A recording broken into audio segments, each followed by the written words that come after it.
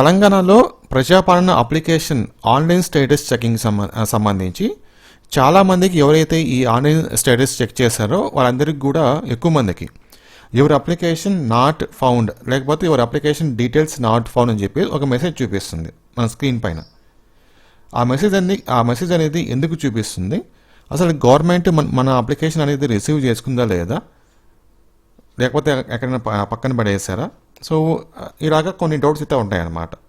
నేను ఈ వీడియోలో మీకు ఈ ఆన్లైన్ అప్లికేషన్ స్టేటస్ చెకింగ్ సంబంధించి మీకు ఒక క్లారిటీ అయితే ఇస్తాను. సో చాలామందికి డౌట్ ఉంది కాబట్టి ఈ టాపిక్ పైన ఎక్కువ మందికి డౌట్ ఉంది కాబట్టి వెంటనే ఈ వీడియోని మీ ఫ్రెండ్స్కి షేర్ చేసేయండి. మీ ఫ్రెండ్స్కి కావచ్చు, లేకపోతే మీ రిలేటివ్స్ కావచ్చు, అలాగే ఎవరైతే ఈ అప్లికేషన్స్ సబ్మిట్ చేస్తారో వాళ్ళందరికీ షేర్ చేసేయండి. నెక్స్ట్ ఒక్క లైక్ అనమాట. సో నేను ఇంత ఇన్ఫర్మేషన్ ఇస్తున్నాను కాబట్టి నన్ను ఎంకరేజ్ చేయడానికి ఒక లైక్ అయితే చేయండి, సో దట్ ఈ వీడియో ఎక్కువ మందికి రీచ్ అవుతుంది. ఓకే, చూడండి ఇక్కడ. సో ఇది ఆన్లైన్ స్టేటస్ చెకింగ్ వెబ్సైట్ అన్నమాట. ఇక్కడ చూడండి, నో యువర్ అప్లికేషన్ స్టేటస్. ఇక్కడ మీ అప్లికేషన్ నెంబర్ టైప్ చేసుకొని వ్యూ స్టేటస్ అని క్లిక్ చేస్తే మనకు ఈ మెసేజ్ వస్తుంది, no application found with this application number అని చెప్పేసి. ఈ మెసేజ్ ఎందుకు వస్తుందంటే అట్ ప్రజెంట్ డేటా అనేది అప్లికేషన్స్ డేటా అనేది ఆన్లైన్లో అంటే ఆన్లైన్లో ఫీడ్ చేసే ప్రాసెస్ అయితే జరుగుతుందన్నమాట. ఆ ప్రాసెస్ అనేది కంప్లీట్ అవ్వలేదు. ఆ ప్రాసెస్ కంప్లీట్ అవ్వడానికి ఈ మంత్ ఎండింగ్ వరకు టైం పట్టచ్చు.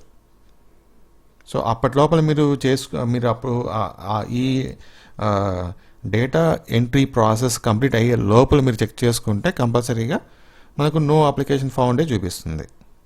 ఓకేనా?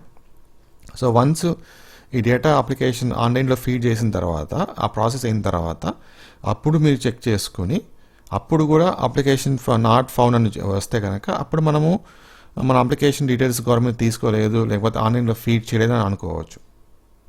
సో అంతవరకు వెయిట్ చేయండి. కొంతమందికి ఏంటంటే వాళ్ళ అప్లికేషన్ ఆల్రెడీ ఫీడ్ చేస్తుంటారు కాబట్టి వాళ్ళకి ఆ డీటెయిల్స్ చూపిస్తుంది. ఫీడ్ చేయని వాళ్ళకు, ఇంకా పెండింగ్లో ఉన్న వాళ్ళకు మీ అప్లికేషన్ డీటెయిల్స్ ఫౌండ్ కాలేదని చెప్పి మెసేజ్ చూపిస్తుంది. ఓకేనా? సో అది క్లారిటీ. ఇందులో ఇబ్బంది పడే అవసరం ఏం లేదు. అన్ని అప్లికేషన్స్ గవర్నమెంట్ ఆన్లైన్లో ఫీడ్ చేస్తుంది. ఇవి మనకు ఒక కొంచెం టైం ఇచ్చారు కదా ఈ మంత్ ఎండింగ్ వరకు, ఆ మంత్ ఎండింగ్ వరకు చూద్దాం. చూసిన తర్వాత అప్పుడు ఖచ్చితంగా మీ అప్లికేషన్ డీటెయిల్స్ అనేది మీకు కనిపిస్తుంది.